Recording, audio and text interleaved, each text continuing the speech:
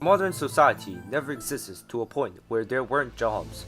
Your parents, uncles, cousins, or even grandparents are probably part of the Earth's workforce population of 4 billion people.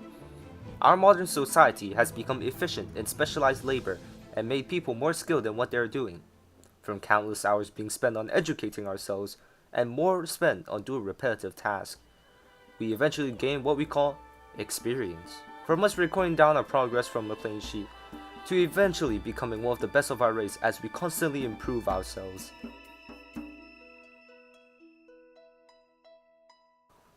You probably want to get checked up with renowned doctors for medication, but why is that? Why do we trust these certain people to assist us? It's a no-brainer to most people. Of course, it's through their knowledge, experience, education, or skills that make them so much more qualified in what they're doing. Certainly, you wouldn't let your friend do your kidney transplant. Their expertise in their respective fields gives us more trust in them to do something we simply aren't that good at. But even the best of humanity are far from perfect in what they're doing.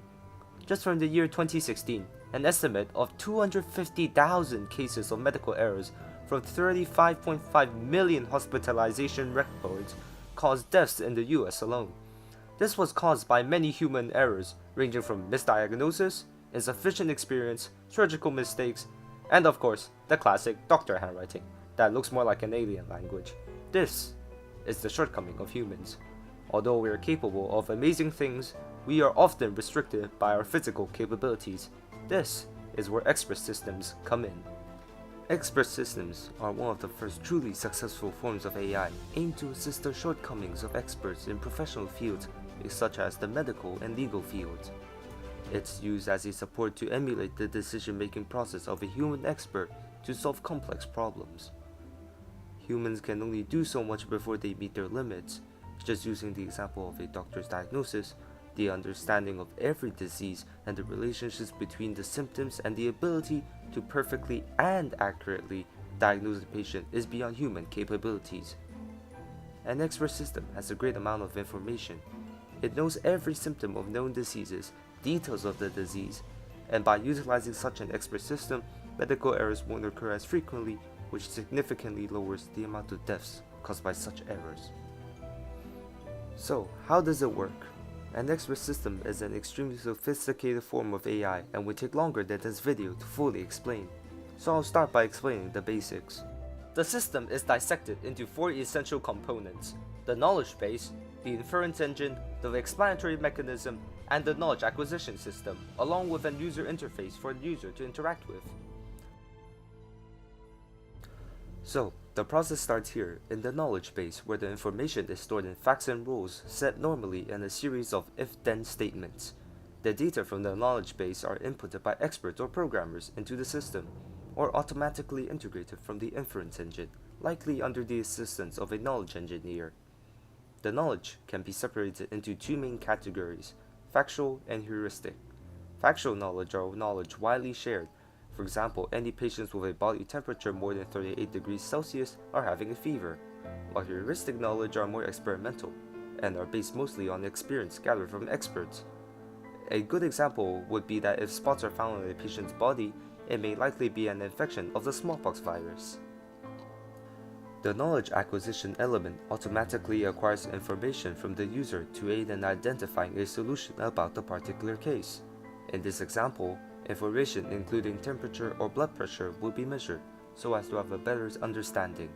Inspection of the patient would also be done to identify the symptoms. The inference engine then interacts with the knowledge base, applying the facts and rules to determine a solution to the question being asked by the user and responds as soon as possible. This can be done in 2 different methods: forward chaining and backward chaining. Forward chaining expert system works in a more linear way. The system would gather information from the user and communicate with the knowledge base through if-then statements, until sufficient evidences are collected to conclude an outcome through the method of elimination. This process is relatively suitable for diagnosis and classification. Backward chaining works in a less straightforward way. Instead of finding a conclusion through existing facts, the system would look at possible conclusions and work backwards to collect evidences that would support that particular conclusion over the rest of them. This method is partially used in planning or problem solving.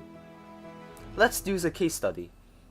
A patient visits a doctor which uses an expert system to aid him in identifying the disease that the patient is suffering. The doctor records what the patient is feeling. For example, the patient may be feeling pain around multiple body parts and discomfort while suffering from severe coughing. This information is entered into the expert system. Finally, after a conclusion has been reached by the expert system, the system has calculated the patient is suffering from acute sinusitis. But the process does not simply end here. The information will then travel to the explanatory system to justify the output of the expert system through reasoning and presenting data flow of the system that led to that certain conclusion. Here, the condition was concluded because the patient had been swelling, had nasal congestion, and fever, which are major symptoms shared by acute sinusitis. The solution of the question inputted would then be transferred back to the interface, and the doctor will find out the condition in which the patient was suffering from with explanations of how the conclusion was obtained. The doctor is then provided the patient with medication suggested by the expert system.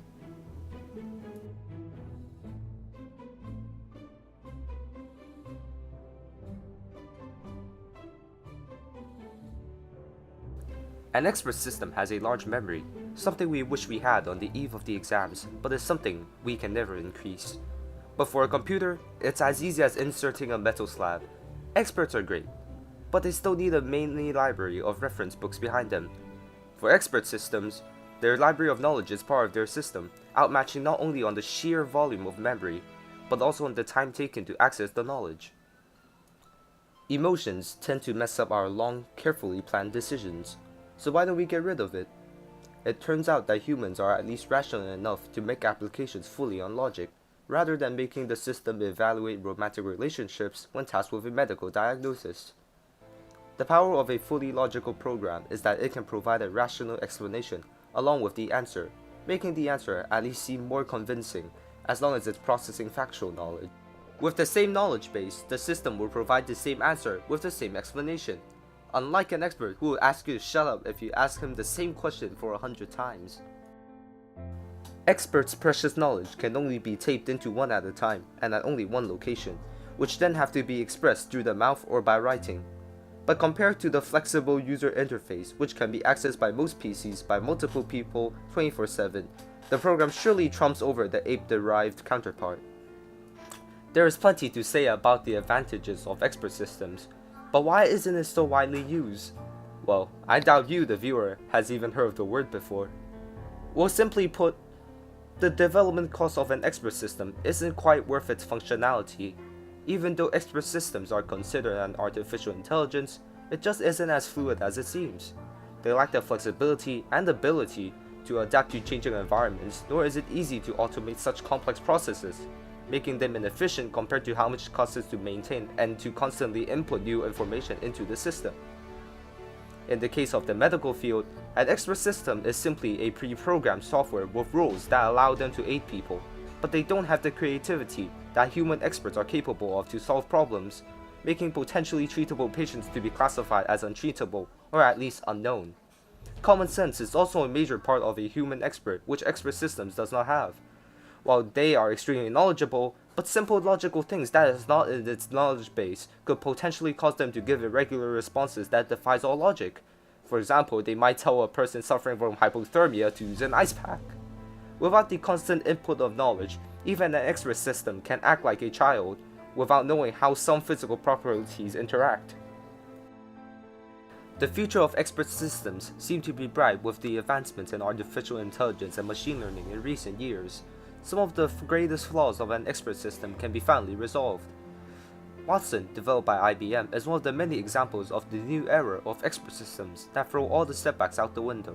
It is flexible to change according to its environment, and the integration of its vast knowledge base is constantly renewed, making it more efficient and rapidly lowers the cost due to its multi-purpose functionality, making them a new batch of better expert systems.